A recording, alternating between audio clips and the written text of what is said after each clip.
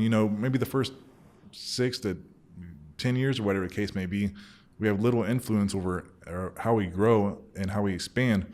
But after that, we have complete control over it, right? And it boils down to 2 major things is, what are you putting in your brain? What are you reading every day? What are you watching on the news every day? And who do you surround yourself with? Yep. And those are the fundamentals that are going to determine whether or not you're successful. You are now listening to the Nick Francis Podcast, Episode 5, produced by Skysprout Digital Media. Hello, everybody. This is Nick Francis, and this is the Nick Francis Podcast. Today, we have an incredibly talented serial entrepreneur, Daniel Hutchison, and we're just going to dive right into it. So thanks for being here, Daniel. Hey, thanks for having me out, brother. Yeah, give us a little synopsis here on what it is that you do right now and like what you're currently working on. Oh wow, that's a loaded question. So what I'm working on right now is I'm teaching people how to get publicity for their business. Like you mentioned, I'm a serial entrepreneur, and over the years I've owned over 10 different businesses, written 3 different books. I'll have 5 total out within the next year. Nice. And yeah, I'm excited to be here. I'm excited about this podcast. You've been doing this about a month now or so. Yeah. I was there when you first started it. I was excited about it, and all the guests you have on so far have been rocking it. And there's a lot of positive information coming out. So yeah, I'm excited to be here, man. That's awesome. Thank you. Thanks. So the publicity course or the publicity thing that you're working at right now, that's coming from the fact that you had great success getting publicity for some of your projects. So talk about that. Yeah. So I've had several businesses over the years, and I've been blessed to get a lot of publicity. Actually, let me backtrack and say half of it was luck. A lot of it was work. In the beginning, I thought to myself, if I can only get my business on TV, everything's going to open up for me. So I started doing, I started reaching out the way that most people think that you're supposed to reach out. And that's when you go to the website and you click on the, submit a story and do it. And, nobody responded the first time I did that. So I was like, all right, I'll tweak it. And then I'll send another pitch. So I'd send another pitch and they'd respond and they say, no, we don't want your story. But at least they responded. So I tweaked it a little bit more. And then eventually I started getting publicity. So now I'm at the point now where I want to help other people learn how to get publicity for their business, because I've learned how it can, change the way that the business operates and the amount of exposure you get just from being on TV. Yeah. What were some of the biggest kind of interviews or news stories you've been able to land? Sure. So it kind of cascades, in the beginning. I was lucky. I was like so ecstatic to be on the local news. Like I was so ecstatic to be in a small town newspaper. Sure. And it's grown and it's grown. And now I've been on like all the ones that you kind of pray and wish that you could be on. I've been on. I've been on the New York Times. I've been in Bloomberg News. I've been on NPR. I've been on the Daily Show back when Jon Stewart was hosting it. I've been on CNN. I've been on a lot of very large national news. Yeah. That's incredible. Yeah, and thanks. Were those all for, when you got the stories, were they all for the same project or thing you were working on? No, it's across the board. It's been for everything from my escape room business that I've owned to the books that I've written, to about being a medic in Iraq during the troop surge, all over the other businesses that I've owned. Yeah. Yeah. That's awesome. Thanks. So what's the format of how are you helping other businesses now? Are you consulting, or is there a course, or how's that work? It's going to be a course that I'm launching to kind of, here's the ABCs of how you approach businesses. Because there's a way to, there's always an expert way to approach stuff, and then the way that you think you're supposed to approach stuff. And you just kind of learn along the ways, here's the tiny little shortcuts. So that's my intent, is to teach people those shortcuts on how to, cut that time in half and how to get on the big name stations. Because a lot of people they just don't know how to reach out. Right. One big tip I can give everybody right now is don't ever just submit it on the website where it says submit a story. Don't do that, because it's going to an email. It's going to who knows where it goes to, but it's likely not going to get answered. Yeah, because that's what everybody else is doing. Do you think there's value in hiring PR companies and things of that nature for say a small, obviously a large business, it's different, but a small local or medium-sized business, is there still value in the traditional PR agency, or do you think we can pretty much do this ourselves?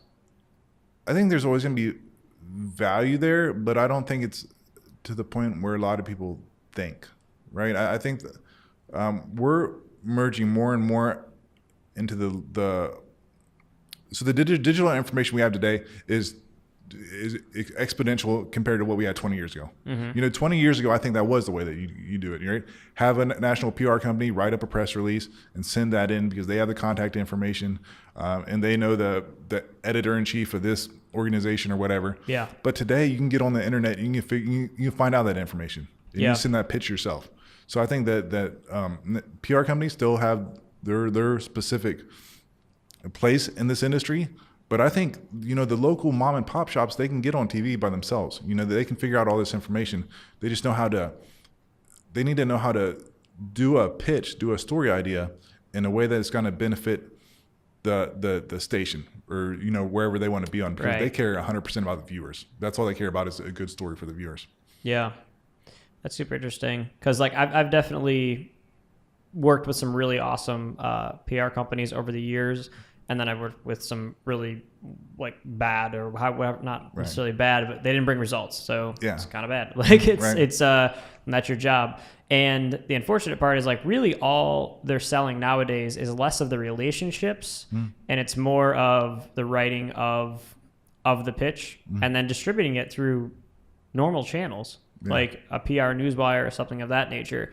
And so if you can be a half decent writer or have somebody on your team that's a half decent writer, that's good, but it's definitely, there's value in figuring out why is making it as easy for them to turn it into a story. Don't give them work to do is kind of like what I've always kind of believed in. If you're saying, here's my business, write a story about it, that's getting them halfway there. If you're like, here's the story, here's the headline, making them envision the whole thing, that's always been what's worked for us. And whether that's a PR company that's written it or whether it's been internally somebody that either one of my businesses or one of my clients' businesses that has written the press release, that's kind of what's worked for us. So just making it as just, here it is. All you got to do is print this exactly how it is as idiot proof as you can make it for them. So they have to do as little work as possible. Yeah.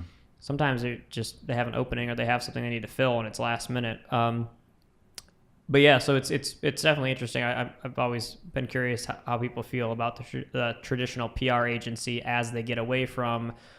It's not as easy as them just calling up their buddy that works there and then they write a story, and that's hugely valuable. That's awesome, but it's just not as. Don't feel like that's really how it's working anymore. But what about PR Newswire and the online syndication sites? Do you see any value in those? I see. There's definitely value. But once again, we're straying farther and farther away from what people think are the mainstream ways of getting publicity. And like I said, I think the Newswire is still a very, very valid source. But I think you're going to have so much more power by doing what you just said, by making it idiot-proof for the reporter. So the reporter sees it, and they can go one of two ways with it. They can go, whoop, hey, I can just copy and paste what Nick Francis just sent me, or they say, or you send them something real small, real short, real quick, that piques their interest. We can talk about what's in the news right now is about, how Zuckerberg's been getting drilled over social media. And right now is an opportunity for any digital marketers right now. It is so easy to get on the news. Right? Like you should be able to just jump right on there. It should be nothing.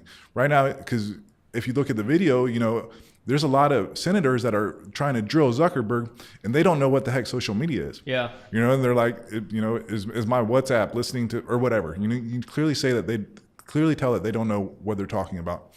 And so that's an indication of if those senators don't know, how social media works, there's a lot of other people that have no idea how it works. So right now you can literally send an email to your local news reporter and send it to the actual reporter. Don't send it to the submit your story here. Send it to an actual reporter. Yeah. Make it real quick, real short, real sweet. Say, hey, there's a lot of, a lot of misinformation in the news right now about social media and whatnot. And I have a story that I think your viewers are going to absolutely love. Right. I'm a marketing expert, social media marketing expert. I've been doing it for, 4 years or whatever. And I love nothing more than to come on TV and talk to you about kind of, what's going on with social media. Because we hear that, your data has been breached. And I think a lot of people interpret that as, oh my gosh, they've got my social security number. Sure. They've got my bank account information. Yeah. when really it's superficial information. Right. It just allows a lot of, social media marketers to kind of dial in. Yeah. Don't change that channel, because when we come back, we're going to be talking with Nick Francis from SkySprout about, or actually a better lead in would be something like, all right, you know how you go to a e-commerce website like Amazon, and then you're looking at a product, and then you go to your Facebook and that product is right there looking at you? Don't change your channel, because when we return, we're going to talk to Nick Francis about how that happens and if your information is safe. So stay tuned. We'll return. That's your hook right there. That's your lead right there. That's as a marketer, you got to address a pain point. Yeah. And you got to figure out how you're going to solve that pain point. So if you're a social media marketer or whatever right now, do that. For the next week, it's going to be hot. After that, nobody's going to care. But right now, you can get on. Yeah. No, that's super smart. That's something that we'll do before this airs, so don't take our idea. No. There you go. Yeah. But it's super. I mean, the important part about the important part about that was what you said, addressing the pain point of it. Like, is your data safe? Is that, like, you're familiar with this concept of which you explained was just remarketing. Most people know it. They understand that it happens. They think it's still, I mean, I actually thought this was as mainstream as possible, that everybody understood what remarketing was. I thought 5 years ago, no one did. But I thought today everybody got it. And hearing the testimony that he was giving that day to the Senate, they didn't understand the least bit of how any of that works. Yeah. And, they don't understand that, like, the data is encrypted, and that I don't, as a Facebook advertiser, I don't see a list of everybody that likes a certain thing. And that's what they think it's happening, is that we get to see lists of people that like certain things or do certain things, or that have been to the website. And it's not the way it works. So it'd be really cool to, like, address that. As I think the news would love a local business to, clear things up, because hearing it from, the company that's doing it, there's no trust there. It's like, no, we're not doing this. Sure. Right. But it's like, okay, we're a company that utilizes this technology, like, has been doing it for 10 years, and here's how it works. That'd be a fantastic idea. So that's awesome. Yeah. I mean, that can be applied to anything, but that was super applicable right now too. Yeah, absolutely. It's so a big misconception about getting media attention is that you're helping out the reporter. And in some ways you are, but a lot of people are like, oh my gosh, I wish I could be on TV, or that the reporter's helping you, or, this would be such a huge thing. But I can tell you right now, there are reporters at Channel 4 that are figuring out how the heck they're going to fill the news tonight. Yeah. 9 out of 10 times. Sometimes they'll they have this story for today. So, okay, let's say I'm the editor, you're the reporter. I'll say, okay, look, there's an overturned semi on 270 this morning. It's got hazmat. 270 is going to be shut down all day long. I need you to go to report on that. Okay, Senator so-and-so got caught cheating on his wife. I need you to go to report on that. Right. There's a new restaurant that's opened up that's serving alligator meat. I need you to go to report on that. Sometimes stories like that, they happen, so they can pull from them. Sure. But a lot of times there's reporters out there that have to figure out the stories on their own. So if you can help them, if you can send them a story idea, they're going to grab it. Yeah. And sometimes it's immediate. Sometimes, it'll take them a day or two to respond to the email. Sometimes even with local news, sometimes, like, you'll send that email and 5 minutes later they'll call you and they'll say, hey, can we do an interview in 20 minutes? I got a slide on the news tonight. So you need to be really reactive with that stuff. Yeah. So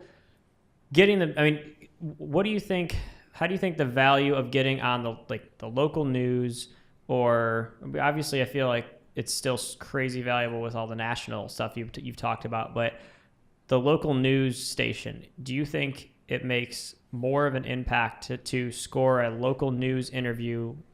Obviously not as much now as 3-4 years ago, but versus getting a local vlogger influencer to interview you or do a podcast like this, like, where it's less impressions. The math is just there. Like, it's not hitting as many people. Yeah. But I see value in it still being an authority. Yeah, I'd agree 100%. It depends on what you want. Sometimes you can be on local news, and if you're going on local news and you're a local restaurant or something like that, there might be a lot of power behind that. There's still a ton of power between being able to put a picture of you up and then underneath it being seen as seen on, NBC or as seen on 100%. ABC6 or whatever. That gives you a ton of that authority. News and interviews are hit or miss. Sometimes you can sell 200 books from a news interview. Sometimes you can not sell anything at all. I think the power of being on TV is diminishing every day, especially with podcasts and stuff like that, because you can have the same amount of impressions from a podcast, right? You can get somebody that has a fan base of 1,000 people, and they go out, and especially, with the virality of it and being able to share, news stories, I think so being on TV used to be kind of like the end all, it's the only way to kind of get your name out there. Right. Social media is changing that game a lot with, podcasters and influencers and whatnot, to the point where it might be more beneficial to be on Nick Francis' podcast than it is to be in the Columbus Dispatch or than to be on Channel 4 News or whatever. So I think we're going to start seeing that gap narrow, and we're seeing it narrow every single day. Well, I think the other opportunity that the news is missing is to take their following, take their authority, but format the content for social. Like the news they post a story. Like if you look at most major news stations or local news stations, they're posting a link to an article. First off, that's wrong. But they're posting a link to an article every 15, 20 minutes. And it's just everything that comes out gets spit out on their channel. It's getting 0 to 3 likes on it. On a page with 400,000, 1 million, 2 million likes and followers, the actual stories are getting liked like once or twice because they're not understanding the digital side. And there's such an opportunity for them to use their awesome authority and reputation and really good talented writers, but do it in a 2018 fashion. Like they see the BuzzFeed article or the BuzzFeed stories and the Upworthy style videos where it's all big blocky titles and it tells a story. You can do it without sound, and it's so simple, and there's software that does it without even having to do it. Like it's just so simple, yet they continue to post a link to an article and wonder why it gets 2 to 3 clicks on it. And once every 3 months, something goes viral, so they say that it's working. And if you could take that authority that they have in the local media and, create content properly, you'd have one heck of a local news station, and especially if they were to help a local business and say, okay, here's what we're going to do. We're going to do here's a great example. So they were posting stories about it's called Play Cleveland or Play CLE in Cleveland. It's this giant, I think it's essentially called like a giant jungle gym for adults and kids too. I don't know if you saw it, but it's super, super cool. Yeah. And there's been 100 stories on it and pictures and this and that.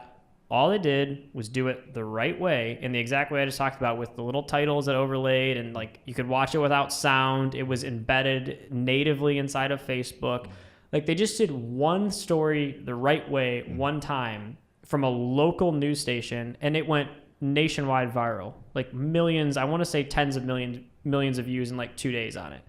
And that is a perfect example of I just don't understand, because if you were to do that for a local restaurant and talk about all the cool things that it has to offer, and that person were to pitch the story and they formatted it in the right way, it would be unbelievable. But they're dropping the ball because they're just posting links to stories on their website because they're worried more about selling ad space, banner ads on their website, versus just creating the content natively inside of Facebook, which is just not going to work long term, I don't think. Yeah, it won't. Digital media is changing. It's leveling the playing field, and you're going to adapt or you're going to die. That's the way it is. Yeah. Yeah. I mean, the national scale is how crazy the giant podcasts and the giant shows and influencers are. Like, don't quote me on the numbers, but the last thing I heard was something like the Joe Rogan podcast is getting more daily views or listens of it than CNN or Fox, like put together. Yeah, I believe it. Like absurd numbers. Mm-hmm. Like, yes, he's a personality that's crushed it, and it's like the number one podcast or close to it. Even in the top, I think it's like the top 20, like something down to the top 20 still beats those numbers. Like, you're not turning the TV on and watching it, and because there's a certain demographic that does, we say people are still watching television and watching all those things, but it's what we normally see when we see someone that's in the news is they were in the news and the news posted the story, or like online. So it's interesting. Like even if no one is watching that news segment that you got featured in, the fact that you can say you were featured in it is immensely beneficial.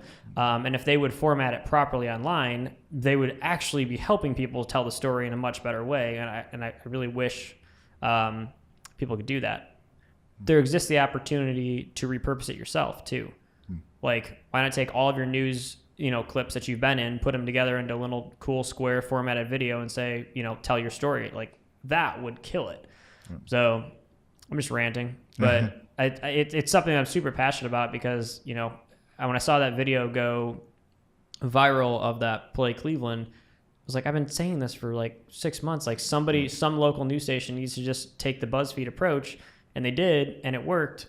But then they went right back to posting links. I'm like, yes, it's a super cool business, but it's not that. It's just that anything could have gone viral if they formatted it properly. But yeah, it's just crazy to me that you can. One of these news stations is gonna take that model, and they're gonna kill it, and they're gonna build a nationwide brand around it, because like, why be a local news station? Like, if you could you have a million people following, take that approach and just spread out nationwide and be a BuzzFeed, be an Upworthy, be one of these stations. But yeah, so there's my rant. But so tell me, you've done a bunch of other businesses over the years. Why don't you pick one and tell me maybe your favorite one, or the biggest disaster, or the biggest success, or give us a little insight into some of these other ones. So I'll give you one that's a combination of both. My biggest learning curve was probably I started an escape room business here in Columbus, Ohio, when they weren't really very popular. So I had the challenge of well, first let me say what an escape room is. Right now, probably most people know what it is. Like 4 years ago when I started, nobody knew. But an escape room is basically like being in a real life video game. And I would take a group of up to 12 people, lock them in a room for 60 minutes, and they'd have to solve a series of clues, riddles, and puzzles in order to ultimately find the key to escape the room. So that's kind of the basis behind that.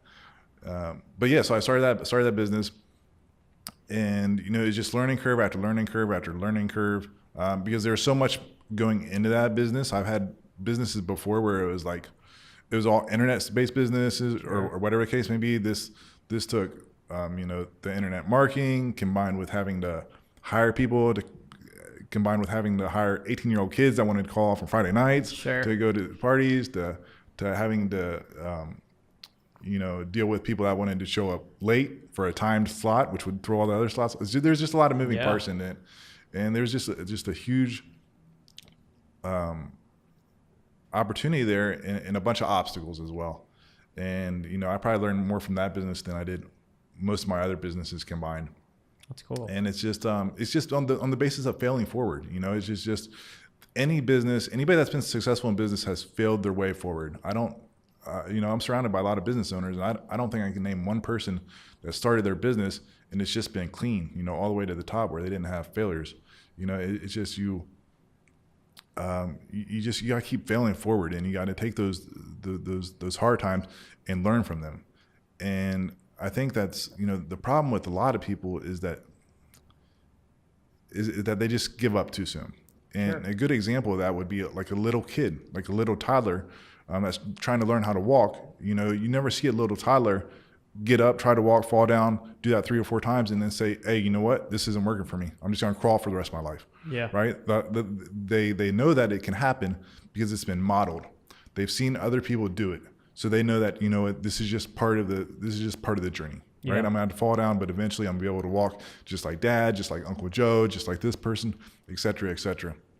And I think some of the reason that people stop is one of 2 reasons. And one is either they've never seen that modeled before in the world, so they don't know that it's possible, right? They're like, well, I'd like to create a car that you can press a button and it'll turn into a helicopter, and you can press another button and it'll turn into a boat, but nobody's ever done that. Right. So I don't know how I'm going to do that. And that might seem kind of crazy, like a car, boat, helicopter, or whatever the case may be. But at the same time, it was crazy when, people were like, let's create a telephone. Right. Let's talk to somebody that's not even here. Like today, that makes a lot of sense. But back in the day, they're like, this guy's a freaking nut job. How are you going to do that?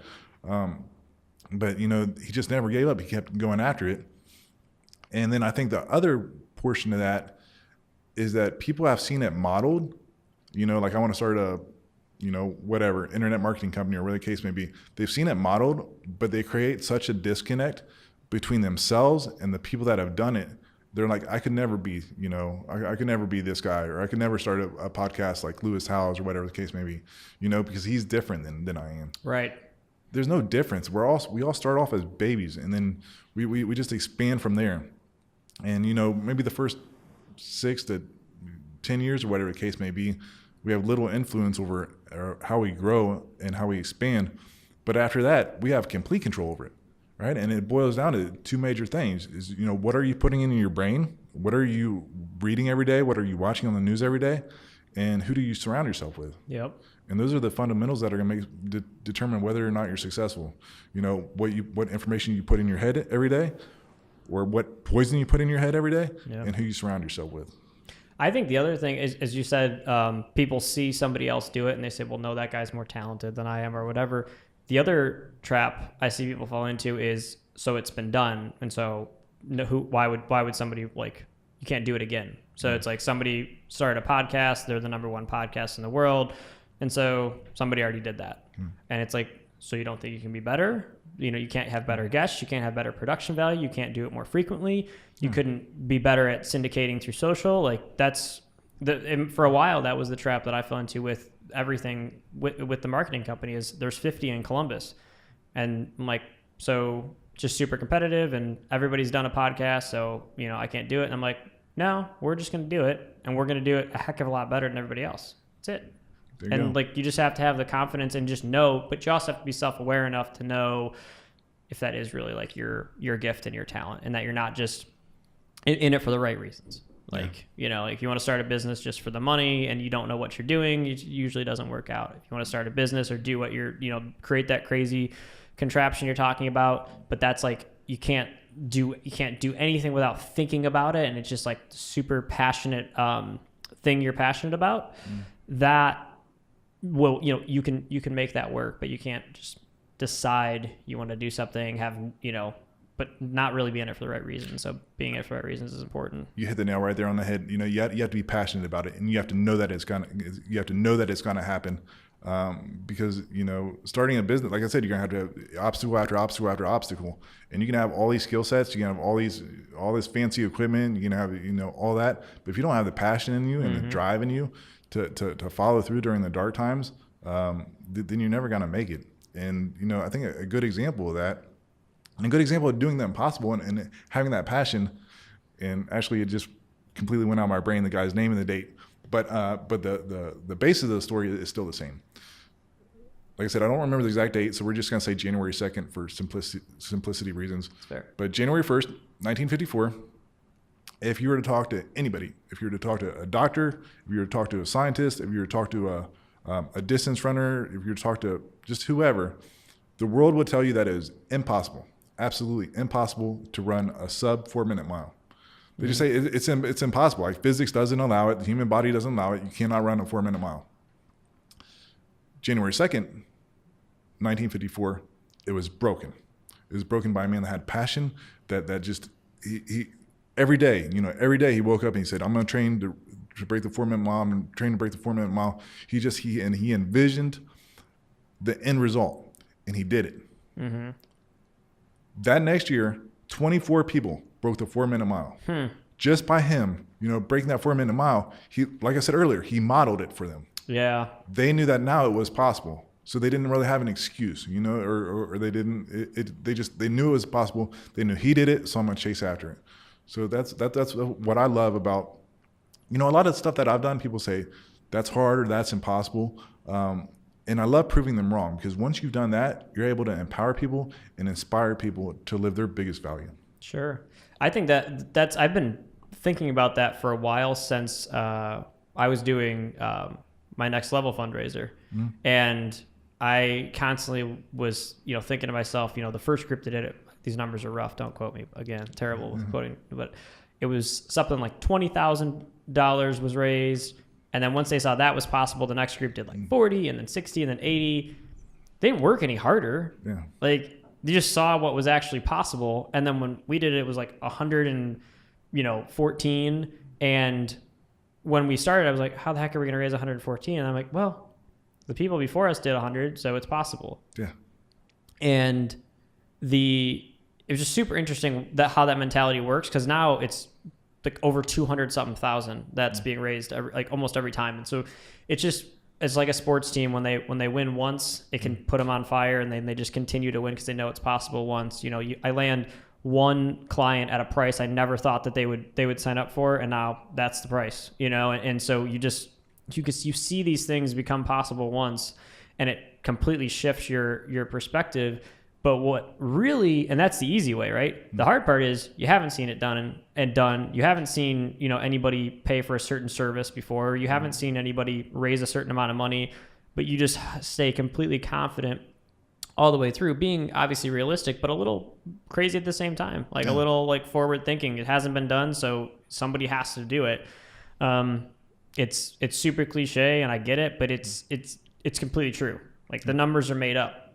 Who decided that they were going to raise 100,000 in Next Level, and they did it? I'm sure we could figure out who it was, but that's somebody just was like 100,000 is good. Let's do that. And they just did it. Yeah.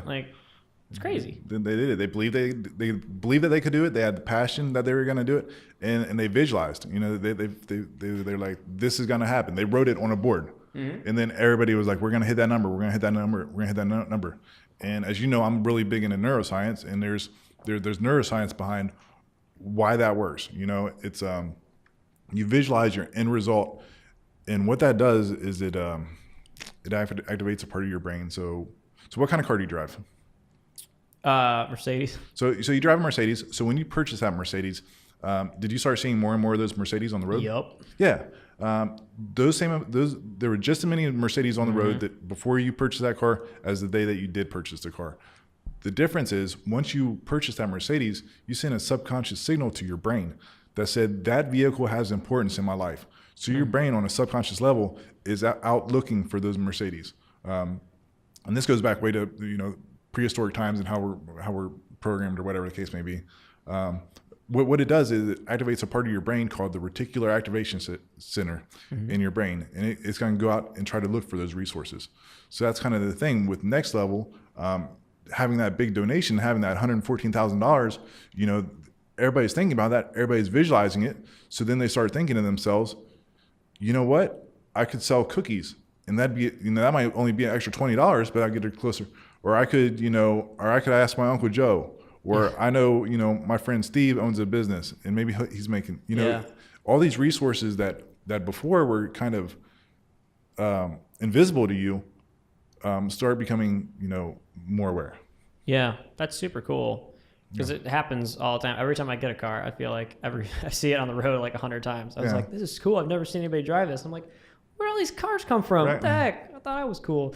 No, but it's super funny. I think that applies to so much stuff. It all comes back to, those are cool concepts, but the thing to take away is that's easy once someone's done it. But I think a lot of people's businesses aren't that complicated that they want to start, and they've seen somebody do the same thing, and yet something still isn't clicking for them. And so seeing it happen once isn't enough inspiration or motivation for them to feel confident in themselves in doing it. And so they think that person has something that I don't, or that person, there's an excuse essentially about why that person was able to start the business or fulfill whatever the goal is that they're trying to do. And if you just kind of eliminate those, and it's just very black and white, as someone else did this and so can I, it's really not more complicated.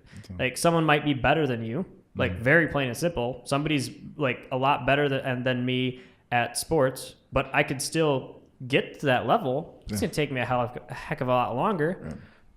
Is someone going to be better at me than doing digital marketing? Well, I don't think so. But if they wanted to, they could learn all the stuff that I do. It would take them a heck of a lot longer to get there, because I think that's a skill that I have. But everything's just whatever you're passionate about, follow it, go forward, 150% with whatever it is you're trying to do. And if you can see someone else and model someone else that's done it, great. But look at it from an inspirational point of view, as somebody else has done it, so can I. It's super easy to get trapped in someone else has done it because they're better than me, or because they've got more resources than me, or whatever the excuse is, and it's just that you just can't. So yeah, that's some super interesting stuff. What other in the neuroscience area that you kind of talked about? Because I said in one of your seminars, well, give us something else, like something cool that you've learned over the years in that area. Could be about marketing, could be about, I don't know if you got anything. Yeah, it's oh man. So I'd go, if I were to leave with one thing for people to understand it, to go back to that reticular activation system, and about the visualization, because like I said, that reprograms your brain, and you're pulling those resources that you never saw before. And that's kind of what's important. Like you talked about how people fail because they have this disassociation, or they've seen it modeled before, but they're not passionate about it, or maybe they're scared. A lot of people give up just because they're scared. They have to step out of their comfort zone, and they have to do something new. And it's so much. It feels better temporarily to stay in your comfort zone, but stepping out of your comfort zone could give you the life of your dreams. Sure. So that's kind of what you have to do. And going back to visualizing and opening up that reticular activation system and programming that's gonna make that discomfort. It's still gonna be there, but you're gonna have aids along the way. You're gonna have little things that come out that make that easier for you as you go along. That kind of put a Band-Aid on that discomfort. Yeah, this is a silly reference, but Jess and I are playing the game Life, like the board game, this weekend. And I've actually never played it that I can remember, probably when I was a really little kid. And it was super comical, like some of the stuff. Like, obviously for me, the first step is you decide if you want to go to college or go straight into your career. And so I tried both ways, and I lost the one way that I went to college first. I thought that was pretty ironic given my past. But anyway, there's one part where you decide you want to take like the hard road or the safe route. And like it's every other space is lose $1 million or gain $1 million, whatever it is. It's something outrageous. And so you have the potential to make a ton of money, but you also have the potential to lose. And the other route, you see the outcome, exactly where you're going to be. And I think it's a really funny, like, kind of reference to life, because you're it's really that black and white. You either take an action, you decide I'm going to go down this road, I'm going to start the business, I'm going to do whatever it is. And it's not always business. It's people have different things they want to do. Maybe it's simple as a hobby that they want to try, or they want to start blogging or doing online videos like vlogging, or they want to start a podcast or whatever. They just want to start something. And there's the potential that it's not going to go well. And maybe it costs them money, or maybe it just doesn't go well. And that's literally it. Like, most of 9 times out of 10, that's it. It's just fear of failing, which is silly. But you can see the ups and downs potentially. And if you just decide I'm going to take the easy route and I'm not going to do that, the peace of mind is I know where I'm going to be. I know that I can guarantee myself, you think you can guarantee yourself that in 6 months I'll still be making this much money. It's a safe route. Everything's going to be good. But there's, like, you can visualize it. You're like, okay, I'm making a decision that I don't want to risk anything, and I just want to continue doing what I'm doing. And in career, for a lot of people, that's okay. Like, they want, like, a lot of people, they don't they don't care at all where they're working. Yeah. They just want to work, and what they want to do is have the most incredible family on earth and just spend all the time with their kids. And that's what gets, them excited. And that's great. And for other people who are born entrepreneurs like yourself, you just can't. You were just programmed to go the hard route, and you have to, or you're always going to regret something at a degree that no one else does. So, funny metaphor, but it was definitely something. As I was like watching, I'm like, yeah, that's exactly what you're saying. It's that simple. Yeah, you either go the route or you don't, and you can see where you're going to end up both ways. So yeah, and it's risky. It doesn't always pay off. Like you can still have all the passion and all the skill sets, and sometimes still fail at the business. But it's just keep going, because sometimes you're gonna fail, but sometimes you're gonna win. Like, everybody knows me as a guy that was on the Daily Show with Jon Stewart, and he started the #1 escape room business in Columbus. Nobody saw it. I don't know if you seen the video from my cage fight, but I got my butt whooped in the first round. Like, it was bad. Like, it was really, really bad. That's awesome. But I put it all out there. But if I would have won, I'd been like, yeah, that's awesome. But you never know what the turnout's going to be unless you try it. So I tried it and I failed at that one. But then I tried, starting another business and I got on national TV, and I started another business and I made 6 figures, and I started another business and I lost everything. And it's just, you got to keep going out there and trying, and you never got to know the end result if you never have the courage to step in the arena. Yeah, that's huge. I think it's definitely, that's a huge thing that it's a bigger conversation, but what might as well jump on it while we're here is just entrepreneurship being glamified or glorified, whatever you want to call it, on social media and in general. As I'm getting like super into Instagram, I'm searching hashtags for marketing and entrepreneurship, and I'm like, what the hell is all this? Like, it's, you can do it if you try, with like a stack of hundreds, and I'm like, what in the heck? This has nothing to do. I cannot even find decent hashtags about entrepreneurship and easily find some 20-year-old people starting their own business and just talking about their journey and how hard it is and how they failed and now they're doing well, or maybe they're going to fail, whatever. There's just nothing out there. Like, it's so bad. And so as you talk about the ups and downs of your business, putting and of your different things you've done, putting that video out of you losing in a fight is what people need. It's like the absolute perfect metaphor for like literally getting punched in the face. Like, it's great, but nobody sees that. And so I've definitely committed to, if stuff goes bad with this business at any point, like, it's all going out there. Like, it all has to, because it's not it. People have this vision that everybody can start a business because like they see it online, that there's this thing called passive income, and there's all this, like, you can just start an online business and all these people are doing it. No, they're not. Like, they're just not. You can search Instagram for passive income and online marketing and network marketing and all these things, and people are it's just complete lies. And I don't think people understand how dangerous that is to entrepreneurship as a career path, because it's not easy. And by telling everybody how easy it is, and that there's easy options, and that there's ways to do it where you don't have to work 20 hours a day, there's just not. And if there was, that's what everybody would do. And I know that's cliche, and I know it's what people that have made real money say, but it's true. People are setting this false narrative that entrepreneurship is easy, and it's the furthest thing from it. And I get more and more worked up every time I talk about it, because it's dangerous in the fact that when I'm a 20-year-old guy, or maybe I worked for 20 years and now I want to start my own business because all I see online is how everybody else is doing it, and how they can do it, I can do it.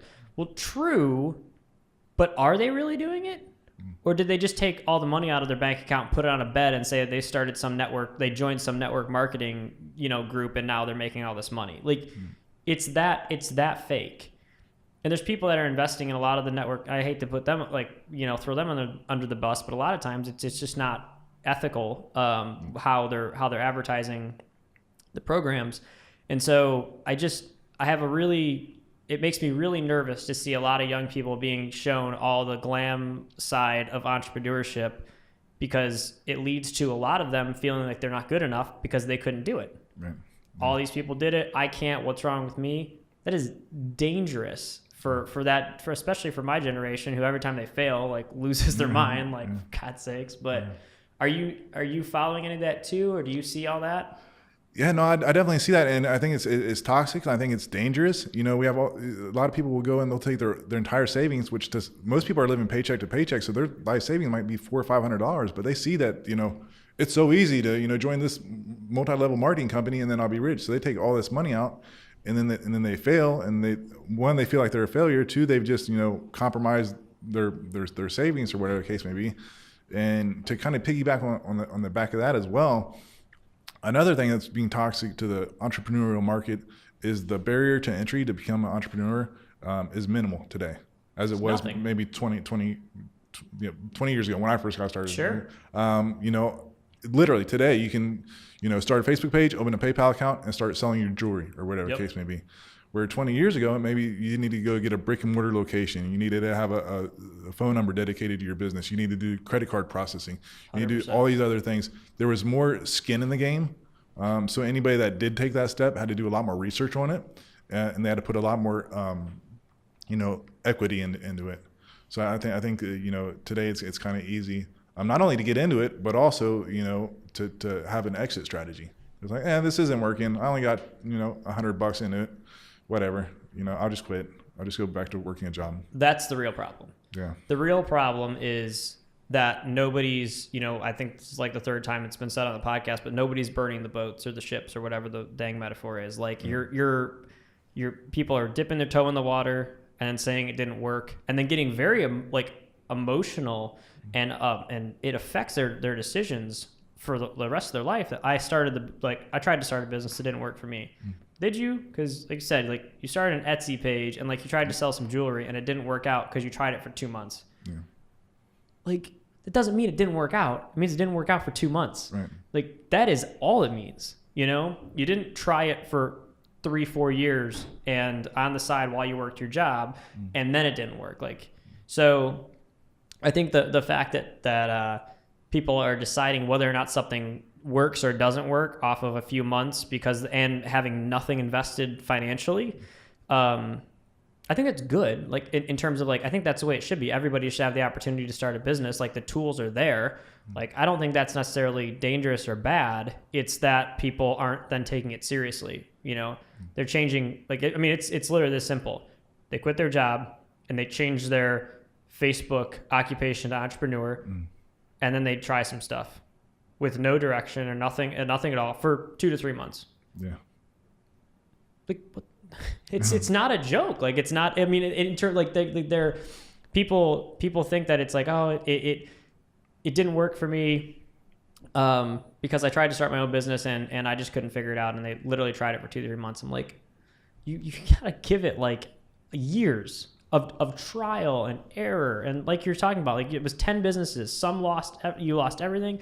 Some you made your money, and you're still just learning and learning and learning every day. And so I don't know if necessarily the ability, by decreasing the barrier to entry, if that's the problem, or if it's people that are not investing everything. And so they're not financially invested. There's no risk. And so that mentality makes it a very a lax thing. I think I'm going to start a business. Like, if you're going to start a real business, you're like, I'm going all in. I'm going to give it everything I got. I've been saving up money for 5 years, or I'm going to keep doing my job, but save every penny and put it into this. Oh, and I've always wanted to start a business because that's who I am. Like, I'm an entrepreneur. I just have never had the tools to do it. And now with the internet in 2018, I have the tools to do it. Like, that person will probably make it. Like, the person that's in it just for the money, that starts a network, joins a network marketing or wants to sell their stuff online and just does that as a side hustle, like, it doesn't work. But then they just beat themselves up that it didn't work. It's like, that's the real problem. If it doesn't work, that's okay. Yeah. But people are beating themselves up because it looks so easy. Like, it's being used as a marketing strategy to get people into like lots of network marketing, or just that's really the main reason. Like, if you look on Instagram, like where all those pictures are coming from, it's people just selling like network marketing opportunities and framing it as entrepreneurship. And then other people see that, they want to start their own business. It doesn't work. And now they're just devastated and depressed because they saw their buddy had all this money and he was doing good. And so it didn't work out for them. It's just crazy. Yeah. Like, I got no respect for those multi-level marketers that bring people in under the premise of, you're going to make $100,000 in 6 months or whatever the case may be. Because like you said, they bring them in, they bait them in, and at the end of the day, their life savings is done, and they feel like they're bad. They feel like there's something wrong with them. So yeah, multi-level marketing, that's hit or miss. But a true blue entrepreneur, I have an incredible amount of respect for them, sure, whether they succeed or whether they don't. But yeah, I'd love nothing more than multi-level marketers be cracked down on it. Mm-hmm. Yeah. I think I don't necessarily think all the programs themselves are bad, but I don't think people understand. People think in those instances, I'm going to ask my buddy to join this program with me. It's going to cost him $30, $40. Maybe the next round is $300. Is it going to make him broke? No. And they don't realize like the mental toll that takes on someone after they go and bang on the doors of all their friends and family and fools along the way, and it doesn't work for them. They don't understand, like, that takes a toll on someone that's not mentally tough enough to handle that they may never actually go and start that business that they wanted because they tried that route. And it's terrible. Or anything else in life. Like that, that's devastating, man. It's bad. I mean, I think that people need to, like, yes, toughen up and, like, take failure, but don't set your friends and family up to fail because you joined a program and you think the only thing it's going to cost them is, yeah, join. If it's $30, if it works for you, great. If it doesn't, because there's just I just don't think people understand the deeper impact that has on people. That your first thing going off on your own doesn't work out. Well, yeah, let me tell you, the first thing will always not work out. But, like, come on, when you make it sound like when it's the way that it's sold and it's so easy, you can join, and then it doesn't work. That's why people get upset, is because everybody else in that program was making all this money and, like, it was so easy for them.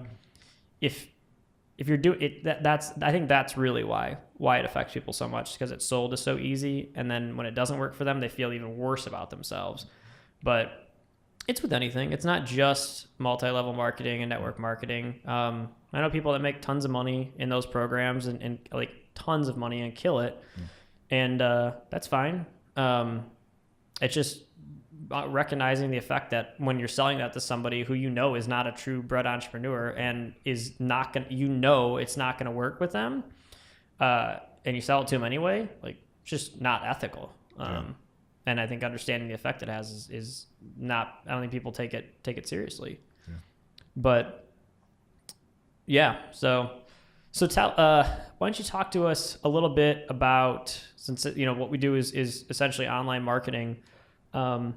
What's something you've done with online marketing for any of your businesses that has been, like a game changer over the years? Could be anything, even if it's outdated, we can parlay into it a little bit. So I probably go back to Facebook ads. I did Google ads there for a while. That was 100% donation to Google. I didn't see any return on that. For what business? All of them, or?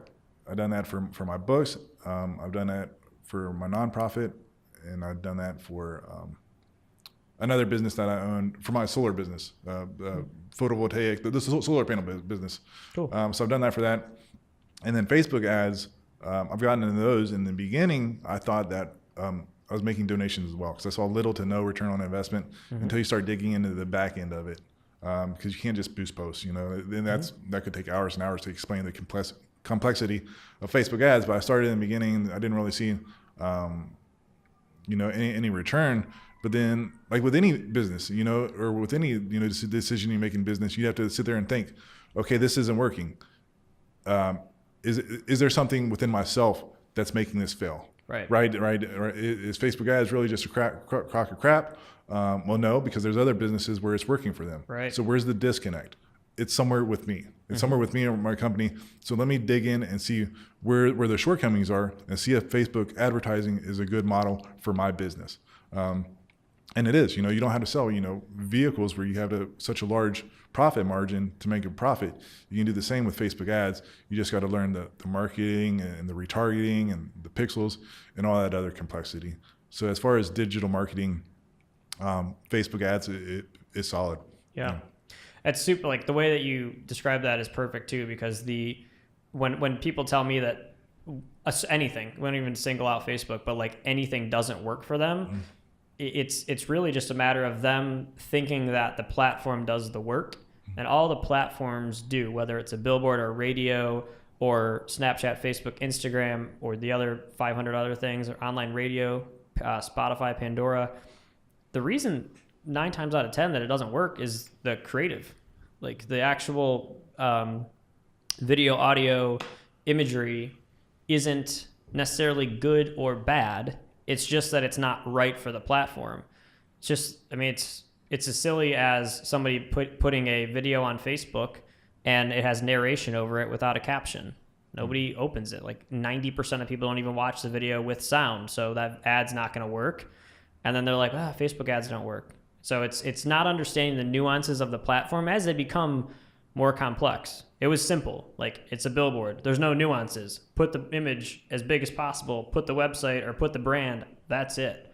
Like, it's very much that simple. And buy the one closest to the highway with the most, like, all the numbers are there. And they don't change they only do those studies like once every year, every 2 years at the most. Like, it doesn't change. Yeah. Radio, super similar. In theory, super similar. How they measure, is a little more complicated, but like, that's the same thing. You know what kinds of radio ads work, and it's just audio, and you're just trying to get the message out as clearly as you can in 15 seconds. And it's purely a branding play. Then we get into Facebook ads.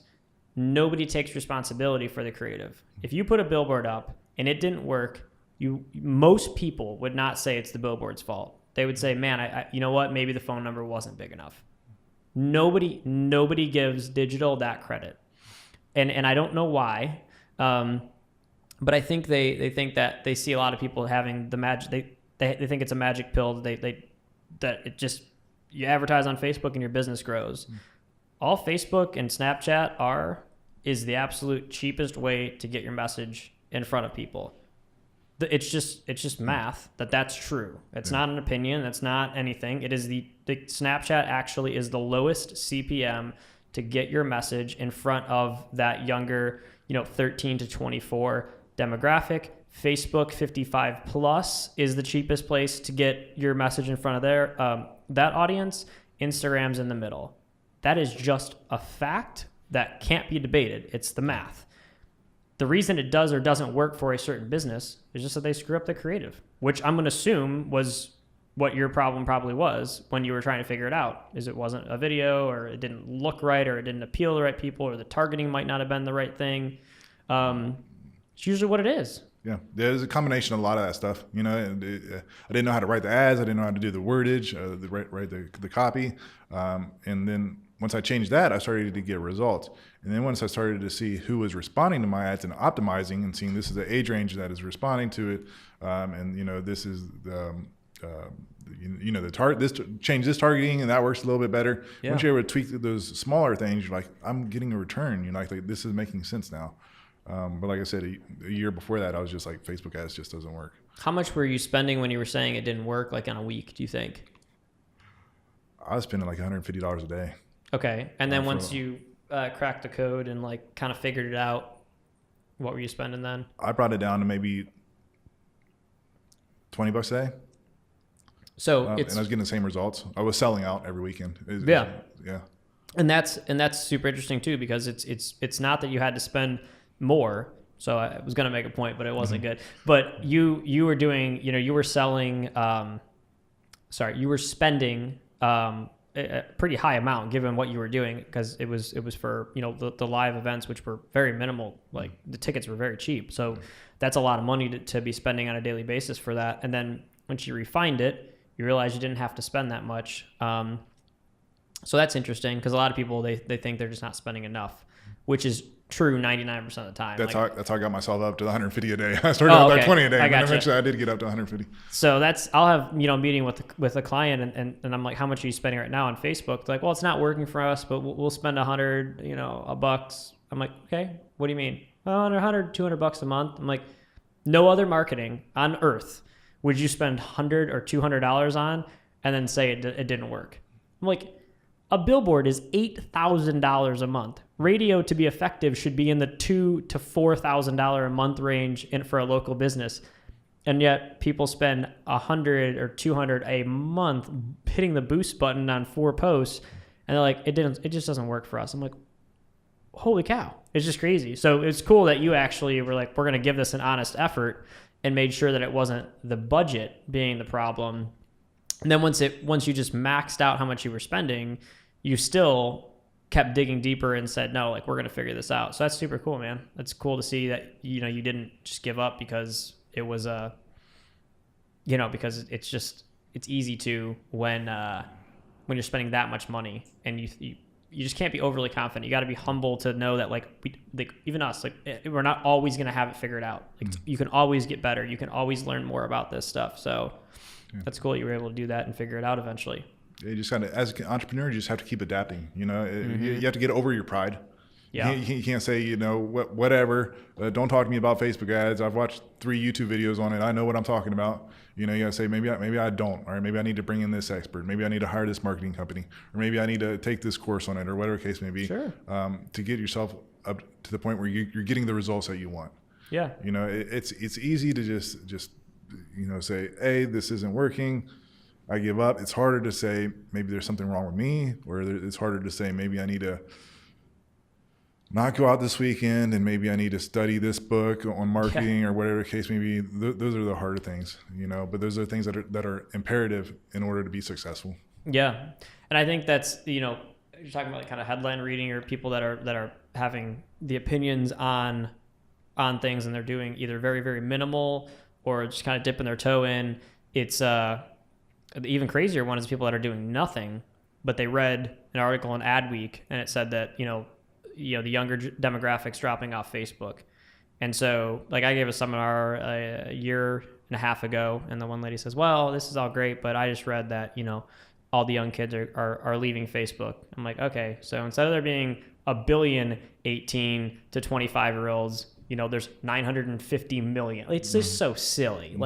They're still there, and it's still, and so what's the alternative is you just don't market, you don't do anything, you go put it on radio because you read an article that said people are dropping off of Facebook. It's just silly. And so, like you said, you learn, you read, you do, which is the biggest one. I think a lot of people when they're starting Facebook ads should actually do a little bit of reading and research, because the platform is becoming crazy complex. But ultimately, they have to actually execute and do and see what works for them. And there's people just aren't, and it's a crazy missed opportunity. And when we talk about adapting, if Facebook shuts down tomorrow, that's not going to put us out of business. And we're a digital marketing company. We adapt. We don't care about any individual platform. We respect each of them, and we work each of them we spend money on them when it works. But if Facebook's average CPM goes up to $10 tomorrow, we got to pull our dollars. It doesn't make sense. So you just adapt, and that's why if while Facebook's working, we're going to be advocates for it. And if at any point in time the CPM just didn't make sense, you just wouldn't do it anymore. Same thing with radio. It's starting to just not make sense. Yeah. So well, that's cool. Talk about, we're, as we talk about kind of that you were selling out those events.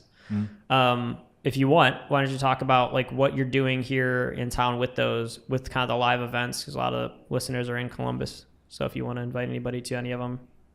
Oh yeah. So as far as the networking events, sure. So I've branched out now to the point where, I've got a couple other businesses that I'm doing, but I've got a main business that I'm doing where I want to bring entrepreneurs together. And if there's one powerful thing I've seen through business owners, it's the power of networking. And getting people together. So right now we have a monthly social where we just bring a bunch of entrepreneurs together, get them in a room together, because you never know what one connection can do for you. The Daily Show with Jon Stewart. A lot of people say that could never happen to me, but that all started from I went to a networking event and I met a guy there, and I couldn't help him, he couldn't help me, but we had a beer, we laughed. We exchanged business cards. I think it was a couple, like a month later or something like that. He calls me up and he says, "Hey, my friend is starting a podcast, and he'd love to interview you about being in Iraq." And it just started up, man. I looked at their Facebook page. It had 10 people that liked it or whatever the case may be. I was like, this is just starting out. Nobody's gonna be listening to this. Normally it's something I'd probably pass on. Mm-hmm. But since I had that connection with him, I was like, yeah, I'll do it for you, buddy. So I do it. I don't know how the heck it happened, but somewhere along the lines, somebody from Bloomberg News was listening to that podcast, that tiny little podcast. And they were like, hey, we heard about your interview, or we listened to your interview. Sounds great. We'd like to do a story on that as well. Are you open to that? I said, yeah, let's do it. Once the story came out in Bloomberg News, a producer from The Daily Show read that report and called me to be on the show. And that all got inspired by just making one connection. That's crazy. So the power of connection is don't underestimate it. No, I mean, that's I mean, even with us being here today, like we just did a emotional intelligence workshop together and then ended up, I'm like, I saw like your t-shirt and I'm like, you do escape rooms? You're like, yeah. I'm like, huh. I'm like, all right, let's talk. And it's crazy, but butterfly effect, all from that one connection, all from that one meeting. So yeah, there was the same thing with, doing something that doesn't seem like it's going to pay off. Is there was my first seminar I ever gave was with which at the time I was told it actually was kind of bigger than I thought, but was a haunted house seminar that no one really, like not a lot of people went to. It was smaller. I was going to have to drive 6 hours at like 3:00 in the morning to get there. It just didn't make a heck of a lot of sense. But I was like, well, I'll practice my public speaking. It's fun. I was in college. I'd rather do that than go out that night. I was like, I'll give it a shot.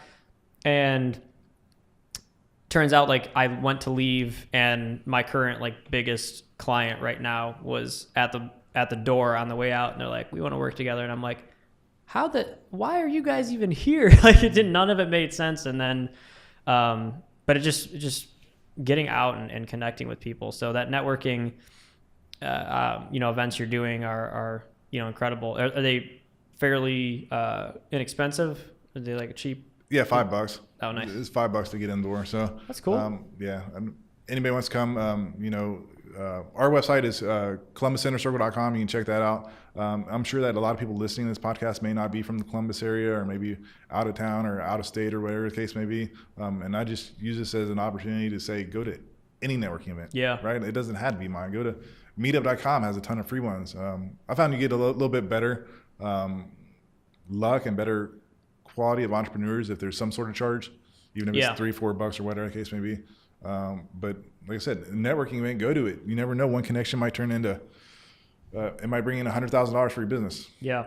Or you might spend $50 going to a networking event and nothing, but you never know unless you try. Yeah.